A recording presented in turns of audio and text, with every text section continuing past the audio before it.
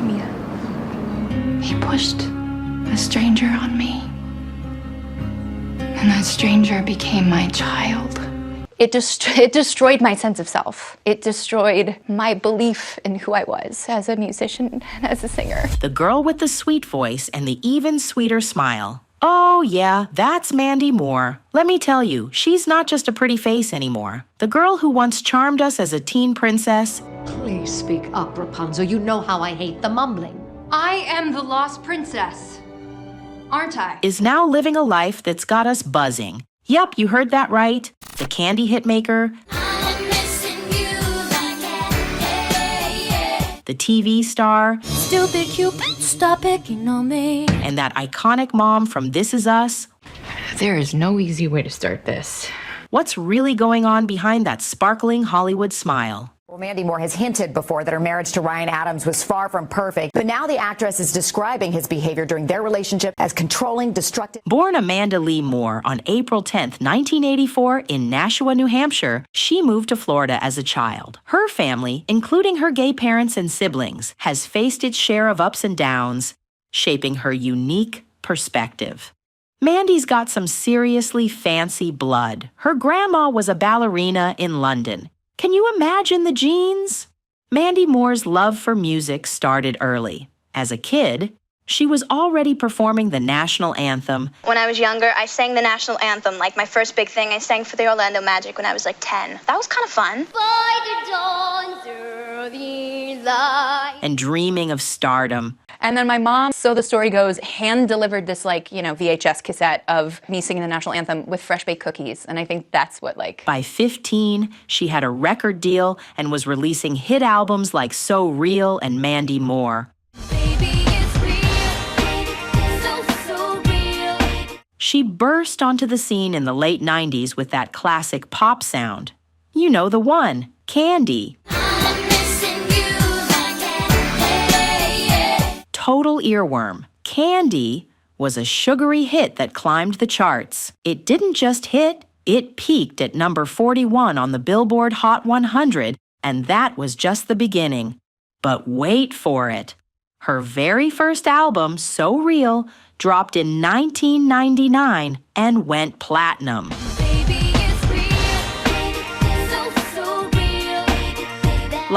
Excuse me, that's not just a little success, that's major. But let's be real, it was more than just her catchy songs that had people buzzing. Mandy was the girl next door who turned into a pop star, but with class, no drama, no scandals, and for the most part, she kept it super low-key. so lucky. I think about that often because there wasn't that sort of expectation, like, you've had hits, you have to deliver more hits. Back in 1999, Mandy was what we called a bubblegum pop princess. Yeah, she was all about sugary sweet tunes and a teeny bopper image.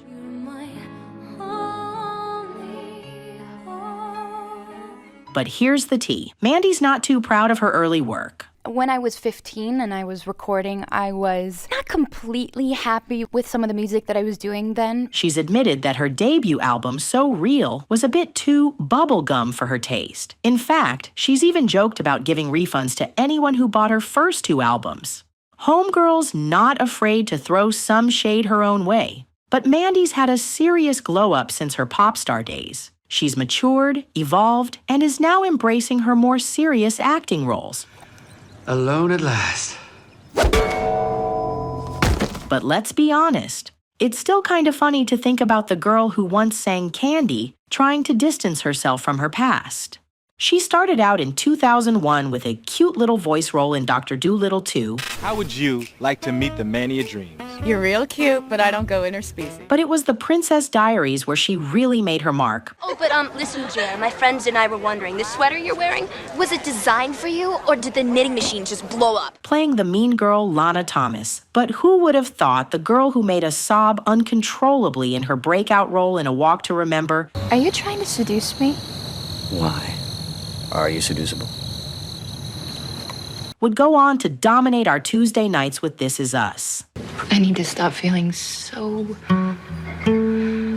disappointed. Mandy Moore outdid herself, transforming from a tear-jerking romantic lead to a complex and emotionally charged TV star. I mean, remember that time she made us all grab the tissues in a walk to remember? Maybe God has a bigger plan for me than I had for myself. That was back in her early days, when she was the heartthrob of every teenage boy. This 2002 tearjerker marked her big break into the world of serious acting. Playing the role of the terminally ill Jamie Sullivan, Mandy proved she could handle the dramatic stuff. It's safe to say this movie catapulted her from pop star to Hollywood darling. Her performance was such a hit, she even snagged an MTV Movie Award nomination.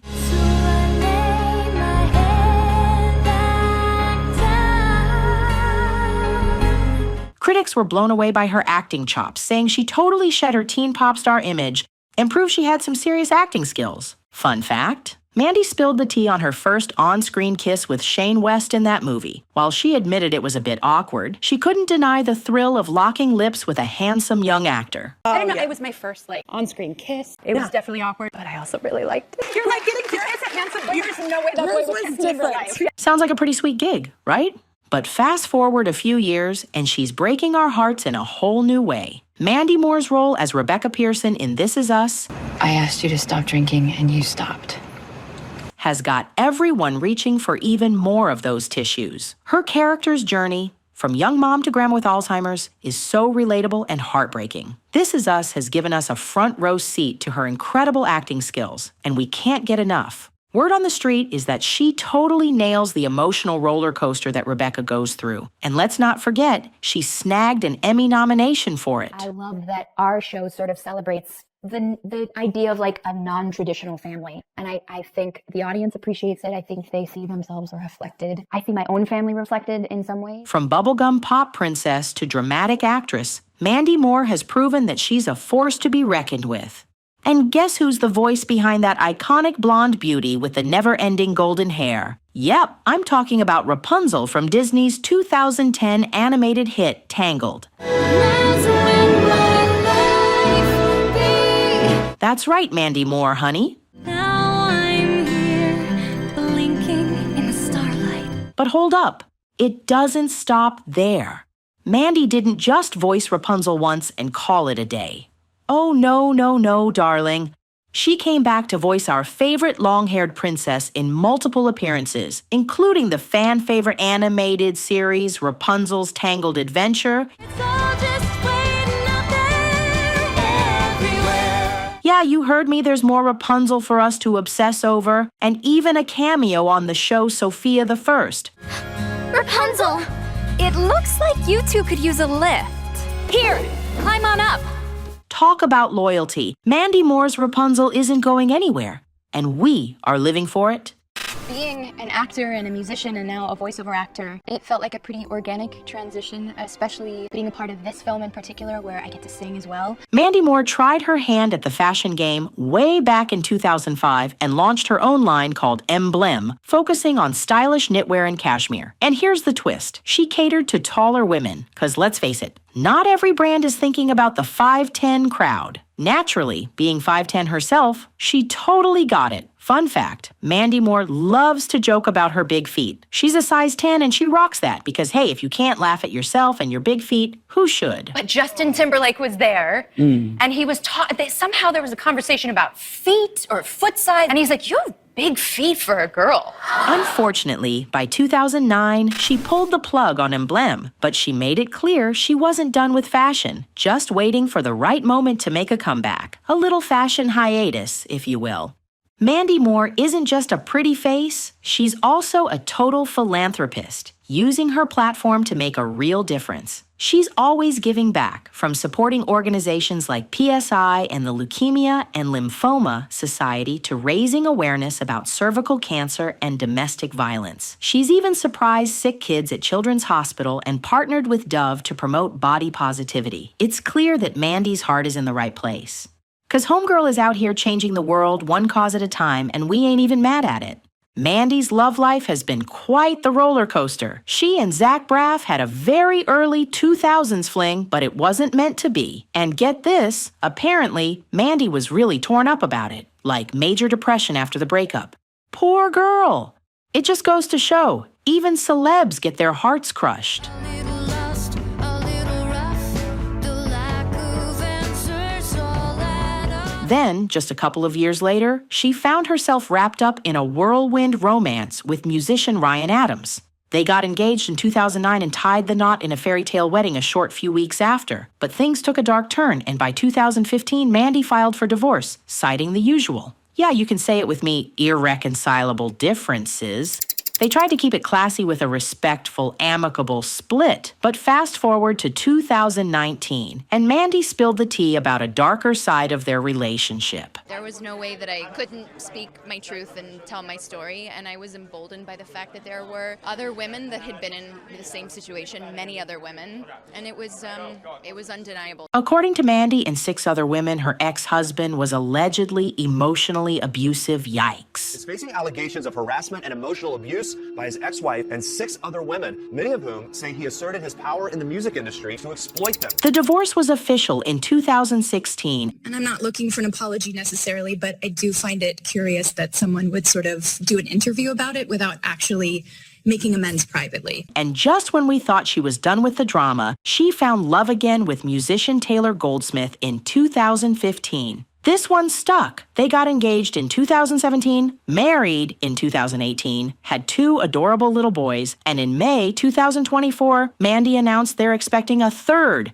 a baby girl. Congrats. So you look Joy. gorgeous. Thank you. I'm 7 months pregnant. You look cute. Their baby girl arrived in September 2024, and Mandy is over the moon about her growing family. She's gushing about her big 3 kids on social media, sharing adorable pics and stories about motherhood. Yeah, we have 2 little boys, but yeah, we're so excited for our little girl. It's exciting. Yeah, oh, they're the boys. It's clear she's living her best life as a mom.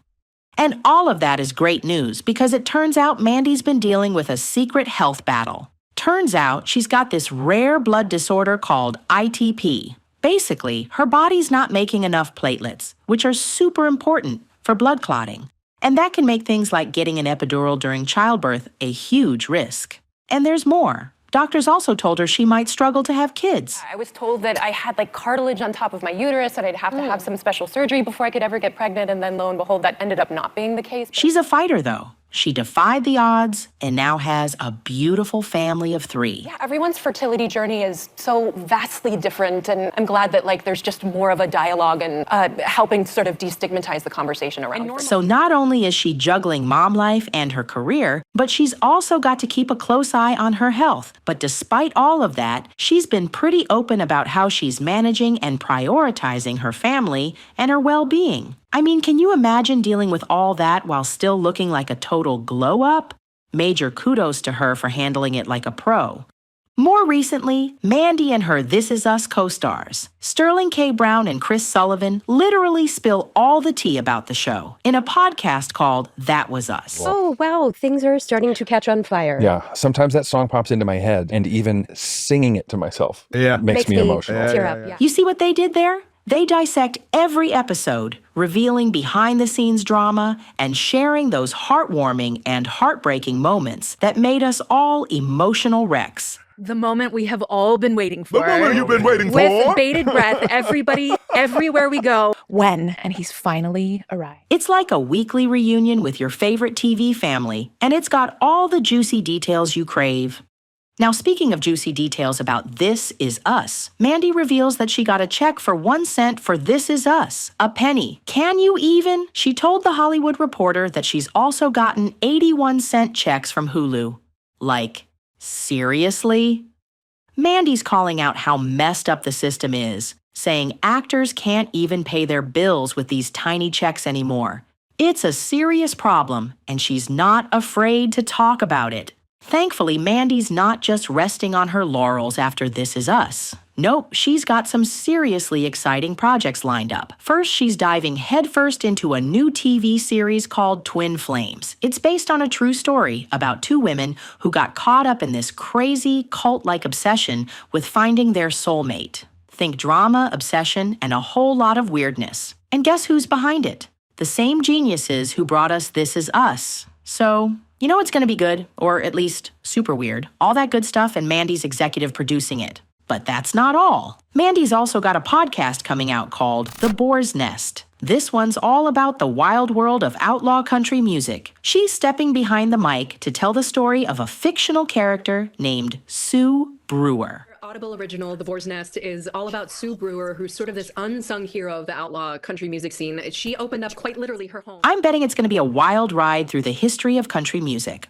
Honestly, is there anything Mandy Moore can't do? The 40-year-old is a triple threat we never saw coming. Singer, actress, producer, philanthropist, fashionista. Honey, if I didn't know better, I'd say she's out here living our best lives for us. Of course, no celebrity's life is without its share of drama. Mandy's personal life has been a roller coaster with high-profile relationships and heartbreaking divorces, but girl is out here taking over the world.